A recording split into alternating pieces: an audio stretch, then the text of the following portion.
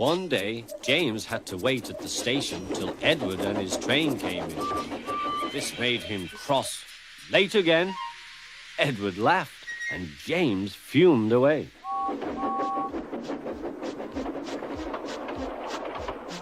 After James had finished his work, he went back to the yard and puffed onto the turntable.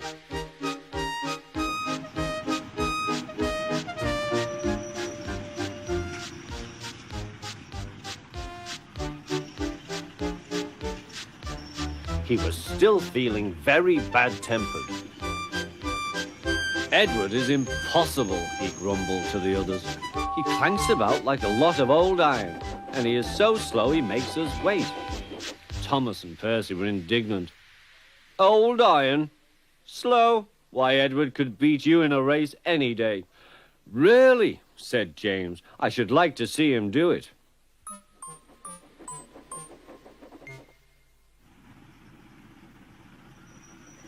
Next morning, James's driver was suddenly taken ill. He could hardly stand, so the fireman uncoupled James, ready for shunting. James was impatient. Suddenly, the signalman shouted. There was James puffing away down the line.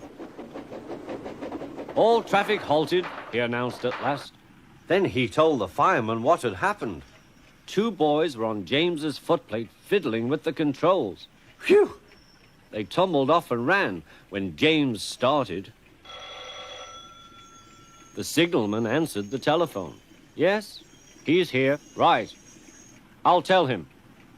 The inspector's coming at once. He wants a shunter's pole and a coil of wire rope. What for? Wondered the fireman. Search me, but you'd better get them quickly. The fireman was ready when Edward arrived.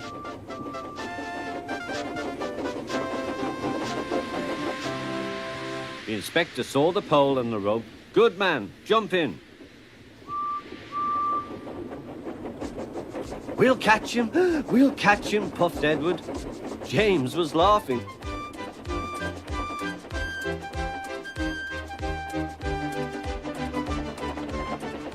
What a lark, he chuckled to himself.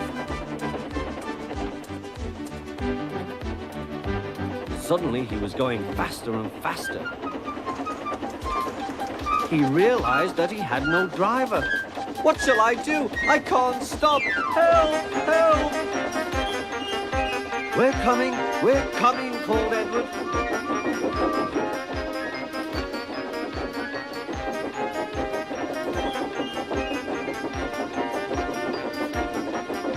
Edward was panting up behind with every ounce of steam he had. At last he caught up with James.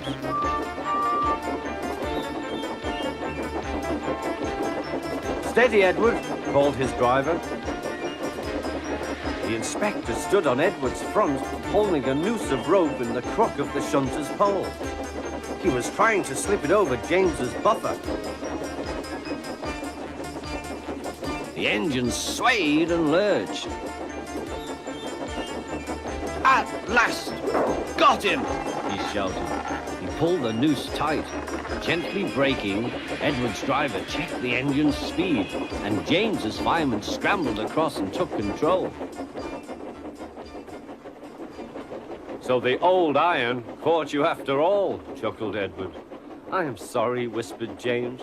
Thank you for saving me. You were splendid, Edward. That's all right, replied Edward. The engines arrived at the station side by side. The fat controller was waiting. A fine piece of work, he said. James, you can rest and then take your train. I'm proud of you, Edward. You shall go to the works and have your worn parts mended. Oh, thank you, sir, said Edward. It'll be lovely not to clank.